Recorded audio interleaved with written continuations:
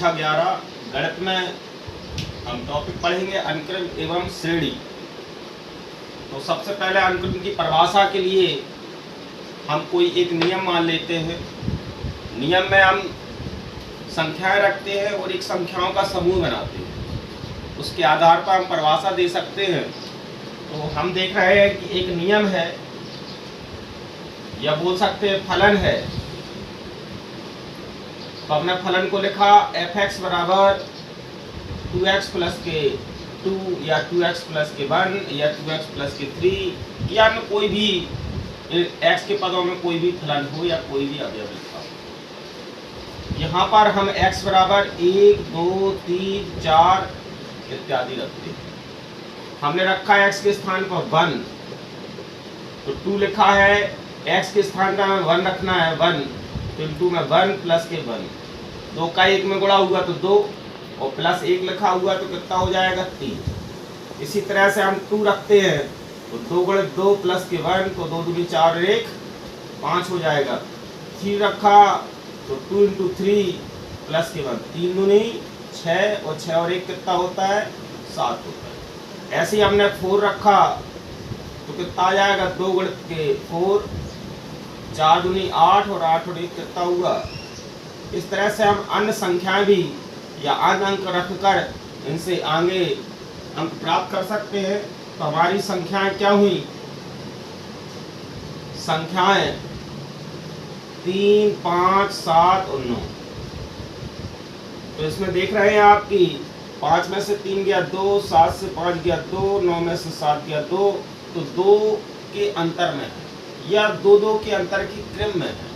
क्या है ये संख्या है। ये संख्या कैसा है, इकट्ठे है। जब इकट्ठे है तो इसको हम बोल देते हैं समूह। तो सबसे पहले हम देख रहे हैं अनुक्रम की परिभाषा। अनुक्रम की परिभाषा, तो अनुक्रम की परिभाषा क्या होती है, संख्याओं का ऐसा समूह है, संख्याओं का ऐसा समूह है जो किसी निश्चित नियम एवं निश्चित क्रम में व्यवस्थित हों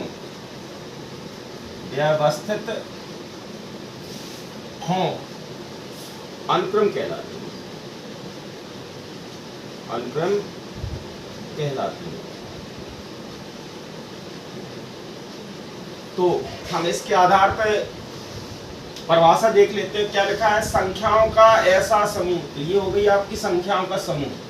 संख्याओं का ऐसा समूह जो किसी निश्चित नियम, क्योंकि ये संख्या इस नियम पर आधारित है या इस नियम से प्राप्त की हैं, तो हम कह सकते हैं संख्याओं का ऐसा समूह जो किसी निश्चित नियम माने ये निश्चित नियम हो गया, एवं निश्चित क्रम में, देखिए 2 के क्रम में लिखी हुई है, निश्चित क्रम में व्यवस्थित हो अनुक्रम कहलाता है। तो अनुक्रम के लिए हम कह सकते हैं इसे, इसके nवें पद को a सफिक्स n से प्रदर्शित करते हैं।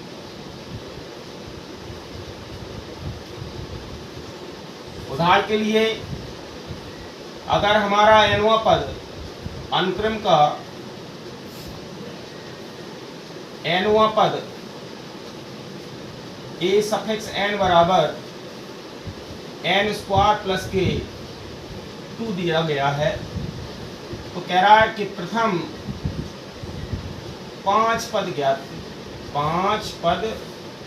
ज्ञात करो। तो प्रथम 5 पद के लिए हमें n बराबर 1, 2, 3, 4 रखना होगा। तो सॉल्यूशन में हम देखते हैं कि हमारा अनुक्रम का nवां पद कितना दिया गया है, n स्क्वायर प्लस के 2। तो प्रथम 5 पद रखना है, तो हमने n बराबर 1, 2, 3, 4 और 5 रखने पर तो रखा हमने n के स्थान पर 1, यहाँ 1 का स्क्वायर प्लस के 2 हो गया तो 3 आ जाएगा। आपने 2 रखा तो n के स्थान पर 2 रख रहे हैं ना, तो स्क्वायर है तो स्क्वायर लगा दिया प्लस के 2, 2 का स्क्वायर कितना होता है 4, क्योंकि स्क्वायर का मतलब होता है 2 गुणित 2, तो ये आपका 4 हुआ और +2 लिखा हुआ तो हो जाएगा आपका 6। आपने 3 रखा तो यहाँ n के स्थान पर 3 रख रहे हैं, 3 रखा, ऊपर स्क्वायर लगा हुआ है प्लस के 2।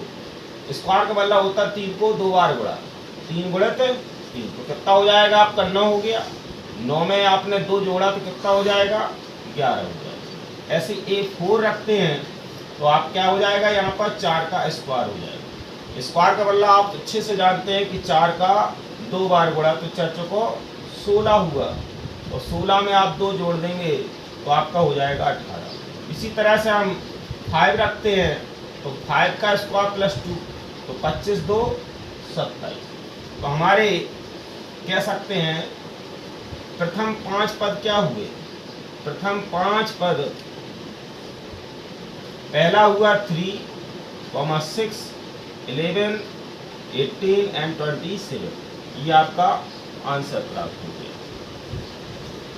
तो हमने अंकों के बारे में देखा, अब हम देखते हैं श्रेणी के बारे में।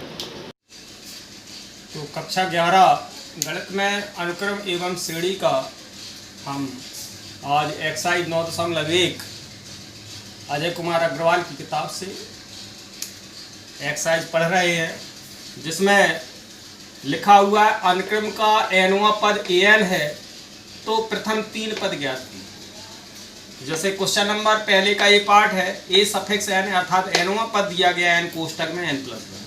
हमें इसके प्रथम 3 पद ज्ञात करना है, जो अब हम पहले से अवगत करा चुके हैं। हम देखते हैं प्रथम 3 पद, तो हम n बराबर 1, 2 और 3 रख देते हैं। तो सबसे पहले हमने n के स्थान पर 1 रखा, यहाँ n के स्थान 1 कोष्टक में 1 प्लस के 1, आपने देखा कितना हुआ 2।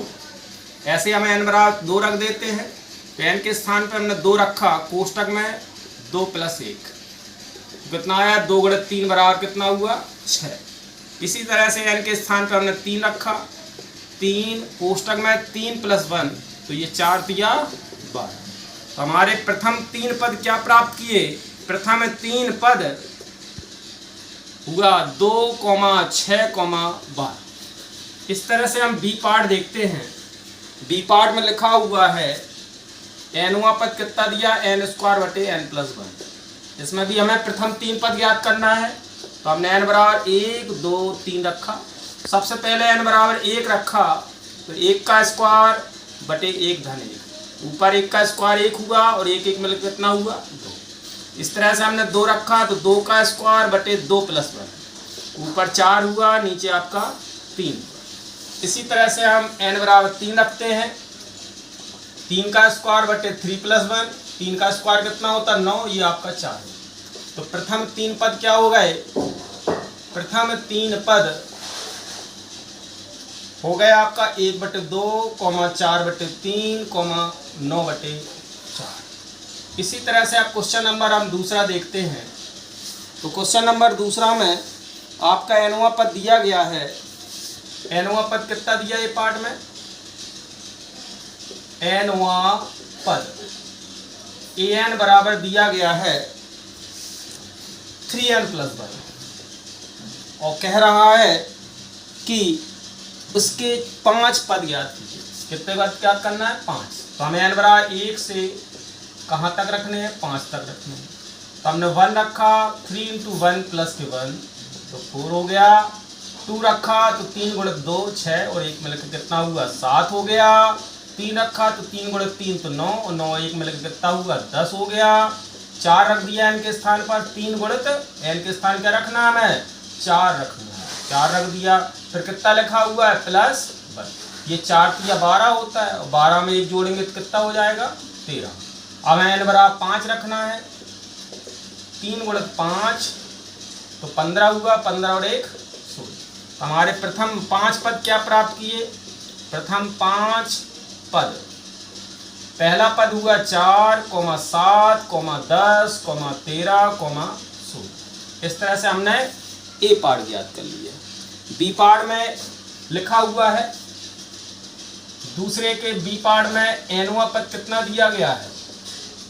nवां पद दिया गया an बराबर कितना दिया गया है n² + 1 दिया गया है। इसमें भी प्रथम 5 पद पूछ रहा है।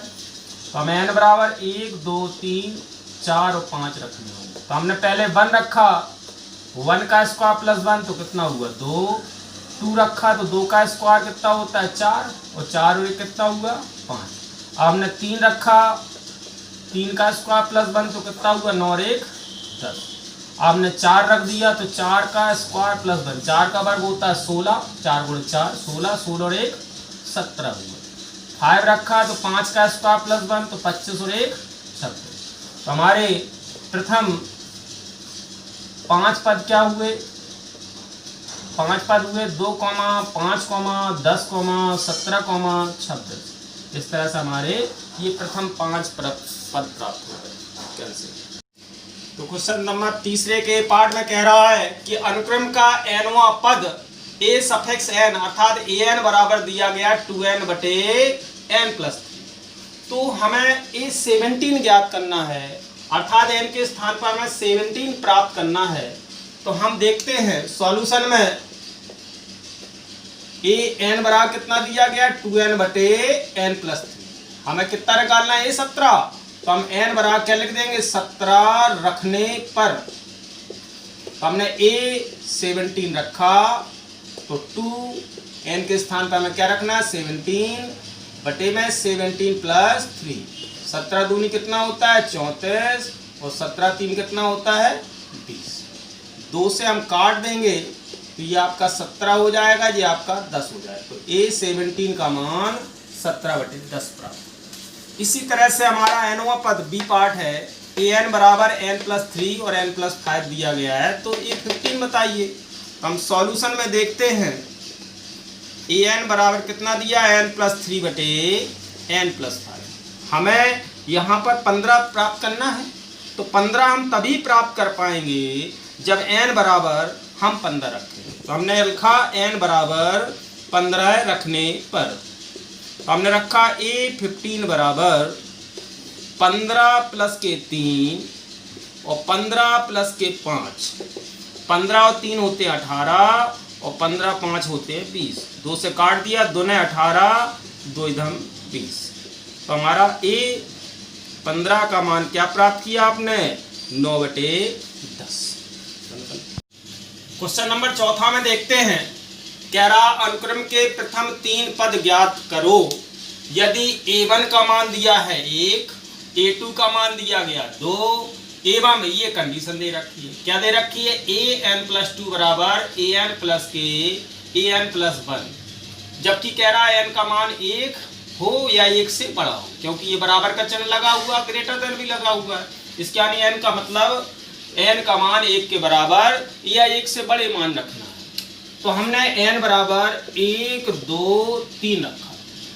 तो सबसे पहले हम n बराबर 1 रखेंगे। यहाँ पर जहां भी आपको n दिखाई दे वहां n के स्थान पर हमें 1 रखना है। तो सबसे पहले हमने n के स्थान पर 1 रखा तो 1 प्लस 2 लिखा हुआ है। यहाँ पर देखते हैं an लिखा हुआ तो a1 हो गया। यहाँ पर लिखते हैं तो 1 प्लस 1, तो a1 प्लस के a2 हुआ, तो ये कितना हो जाएगा आपका a3। a1 की वैल्यू हमें पहले से ही प्राप्त हुई है, कितनी दे रखी है 1 दे रखी है। a2 का मान कितना दे रखा है 2 रखा हुआ है, तो मिलके होगा हमारा 3। तो a3 हमारा कितना प्राप्त हुआ 3। आप उसने पूछा कि अनुक्रम के प्रथम 3 पद ज्ञात की। चूंकि हमारा पहला पद 1 पहले से ही ज्ञात था, दूसरा पद हमारा 2 दिया ही हुआ था, हमने तीसरा पद 3 प्राप्त कर लिया है। तो अनुक्रम के प्रथम 3 पद क्या हुआ 1, a2 का मान कितना है 2 और a3 आपने कितना प्राप्त किया 3 प्राप्त किया है।